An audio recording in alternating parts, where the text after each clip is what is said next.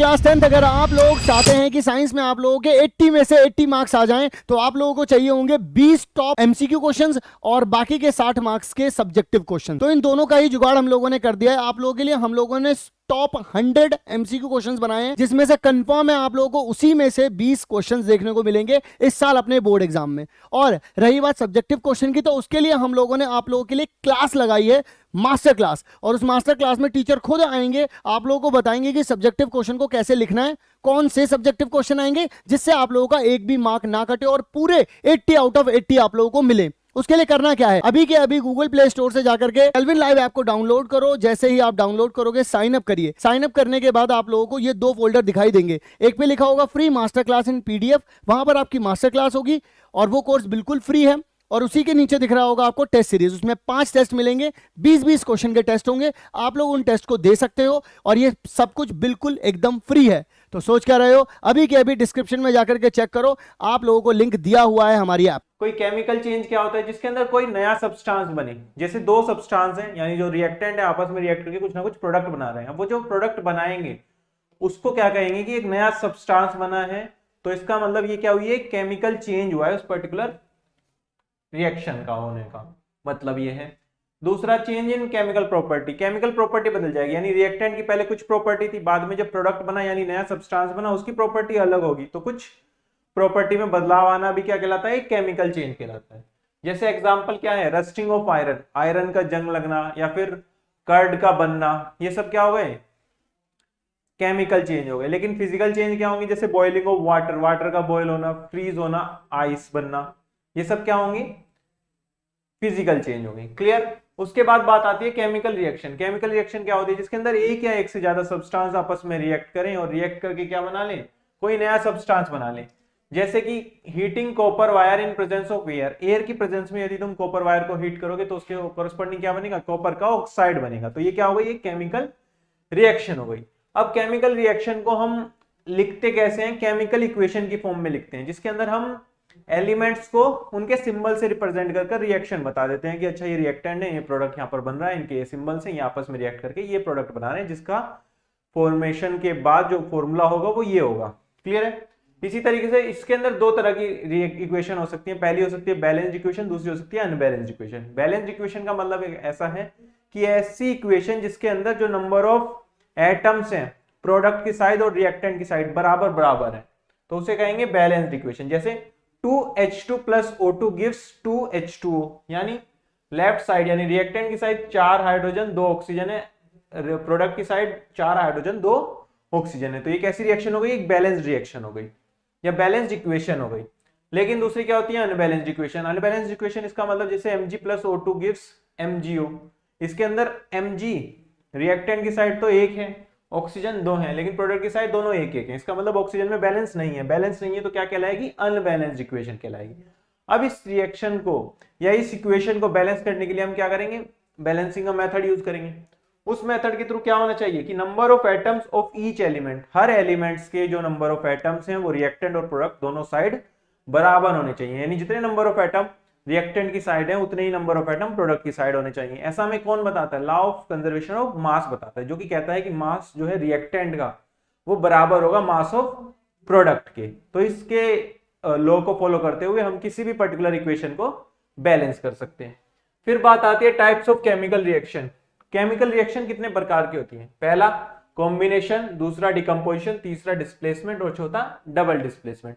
Combination reaction क्या होती है, जिसके अंदर दो तरह के सब्सटेंस आपस में कंबाइन होकर एक सिंगल सब्सटेंस बना ले। जैसे ए और बी आपस में कंबाइन होकर ए बी बना ले, तो क्या होगा, ये कॉम्बिनेशन रिएक्शन होगी। जैसे एग्जांपल क्या हो गया इसका, Mg plus O2 gives 2MgO, यानी मैग्नीशियम और ऑक्सीजन आपस में कंबाइन हुए और MgO का फॉर्मेशन हुआ, तो ये क्या होगा, ये कॉम्बिनेशन रिएक्शन। इसी तरीके से CaO प्लस वाटर, यानी कैल्शियम ऑक्साइड वाटर के साथ रिएक्ट करा और क्या बना लिया, CaOH का H2 बना लिया, साथ में हीट रिलीज हुई। अब इस प्रोसेस के अंदर हीट रिलीज हुई है, इसका मतलब जो कॉम्बिनेशन रिएक्शन होती है वो कैसी होती है, जनरली एक्सोथर्मिक नेचर होती है। यानी एक्सोथर्मिक का मतलब ऐसी रिएक्शन जिसमें से हीट रिलीज होती है। फिर उसके बाद बात आती है डिकम्पोजिशन। डिकम्पोजिशन का मतलब कोई भी पर्टिकुलर एक सब्सटेंस है वो दो या दो से ज्यादा सब्सटेंस के अंदर ब्रेक हो जाए, उसको क्या बोलेंगे, डिकम्पोजिशन। अब डिकम्पोजिशन हम जो है 3 तरीके से करा सकते हैं। पहला by heat, second by electricity, तीसरा बाय लाइट। बाय हीट यदि डिकम्पोजिशन होता है तो उसको बोलते हैं थर्मल डिकम्पोजिशन, बाय इलेक्ट्रिसिटी होता है तो उसको बोलते हैं इलेक्ट्रोलाइटिक डिकम्पोजिशन, बाय लाइट होता है तो उसको बोलते हैं फोटोकेमिकल डिकम्पोजिशन। अब यदि सबसे पहले बात करें थर्मल की, तो थर्मल के अंदर क्या होगा, जैसे हमारे पास फेरस सल्फेट है, उसको हम हीट कर रहे हैं तो क्या बनेगा, फेरिक ऑक्साइड बनेगा, साथ में SO2 और SO3 गैस रिलीज हो जाएगी, यानी एक कंपाउंड से 2-3 कंपाउंड्स बन रहे हैं, तो इसको बोलेंगे डिकम्पोजिशन। हीट की मदद से हो रहा है इसलिए thermal decomposition.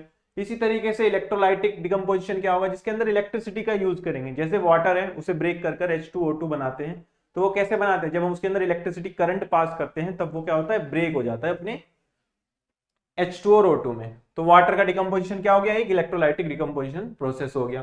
Third photochemical process, photochemical मतलब कि लाइट की प्रेजेंस में। अब हम क्या करेंगे, जैसे AgBr है यानी सिल्वर ब्रोमाइड को यदि हम लाइट में रखते हैं तो वो ब्रेक होकर Ag यानी सिल्वर बनाने लगता है, जो कि कैसा होता है, ग्रे कलर का होता है, और साथ में Br2 बनने लगती है, यानी Br2 गैस का फॉर्मेशन होता है जो कि ब्राउन कलर की होती है।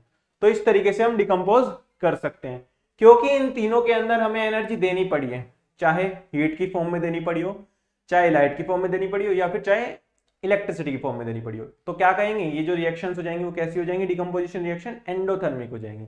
एंडोथर्मिक मतलब जिसके अंदर हीट या एनर्जी हमें देनी पड़ती है, इस तरह की रिएक्शन को हम एंडोथर्मिक रिएक्शन कहते हैं। तीसरी आती है डिस्प्लेसमेंट। डिस्प्लेसमेंट का मतलब है एक जगह दूसरे का आ जाना, जैसे A और B आपस में है, उसके साथ C कंबाइन हमने कराया तो C क्या होगा, एक B को रिप्लेस कर दिया और क्या बन गया, AC प्लस B बन गया। इसका मतलब क्या हुआ है, डिस्प्लेसमेंट हुआ है, यानी इसने C ने B को डिस्प्लेस कर दिया उसकी पोजीशन से। एग्जांपल Fe प्लस CuSO4 जब आपस में रिएक्ट कराते हैं तो क्या होता है, कॉपर को डिस्प्लेस कर देता है, कौन, आयरन।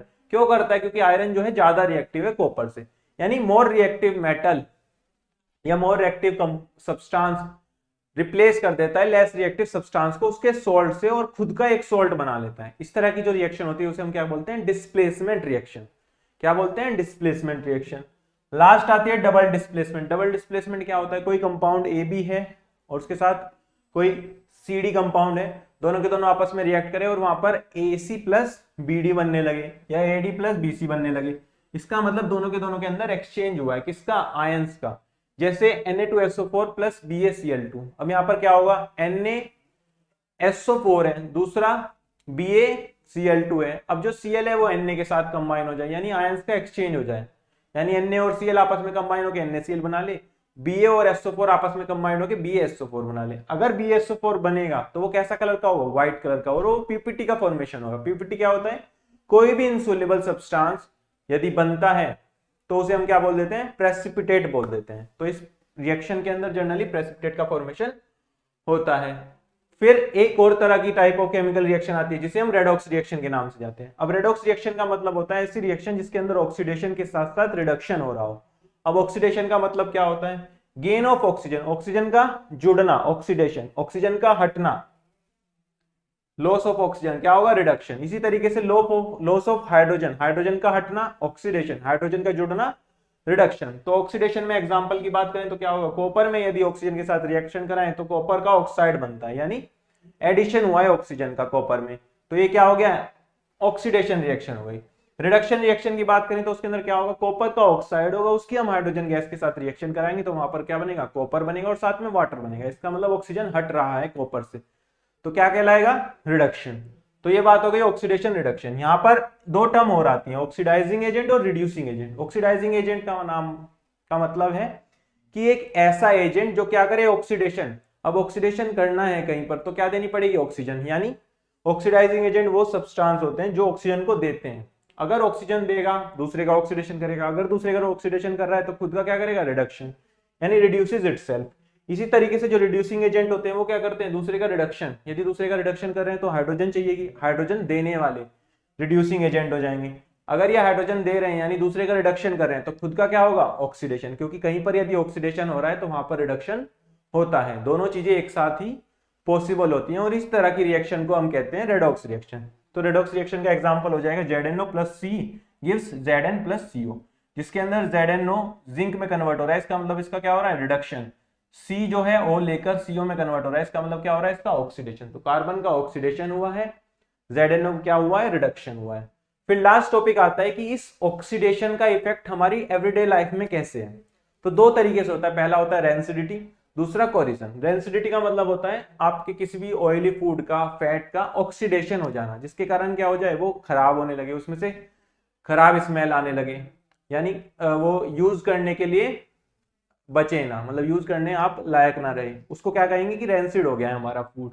अब इसको प्रिवेंट कैसे कर सकते हैं? इसको प्रिवेंट कर सकते हैं यदि आप खाना अपने बंद कंटेनर में रखें, यानी ऐसे कंटेनर में रखें जिसके अंदर एयर ना आ सके, जिसको हम क्या बोलते हैं, एयर टाइट कंटेनर बोलते हैं। सेकंड, आप फ्रीज में रख सकते हैं अपना खाना, ताकि उसका ऑक्सीडेशन जो है वो ना हो।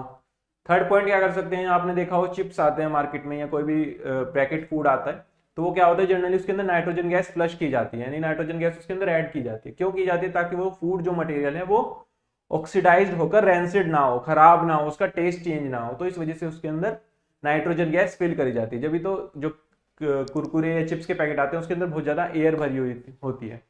Last point, using antioxidants. Antioxidants का भी यूज कर सकते हैं। एंटीऑक्सीडेंट्स वो सब्सटेंस होते हैं जो ऑक्सीडेशन को होने से रोकते हैं, यानी उससे उल्टा कार्य करते हैं, तो उसको एंटीऑक्सीडेंट्स को भी यूज कर सकते हैं। इसी तरीके से कोरिजन होता है। कोरिजन का मतलब होता है ऑक्सीडेशन होना किसी पर्टिकुलर मेटल का।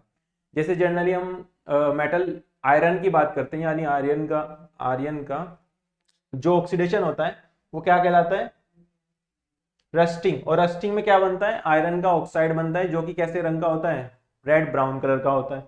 इसको प्रिवेंट कैसे कर सकते हैं? इसको प्रिवेंट कर सकते हैं आप पेंट कर गैल्वेनाइजेशन के थ्रू, या फिर ऑयलिंग कर किसी की मतलब किसी लोहे के गेट है जैसे, उसकी ऑयलिंग करना या पेंट करना, तो उससे प्रिवेंट हम कर सकते हैं। तो ये सब था इस चैप्टर के अंदर, जो कि आपको आई थिंक अच्छे से क्लियर हो गया होगा।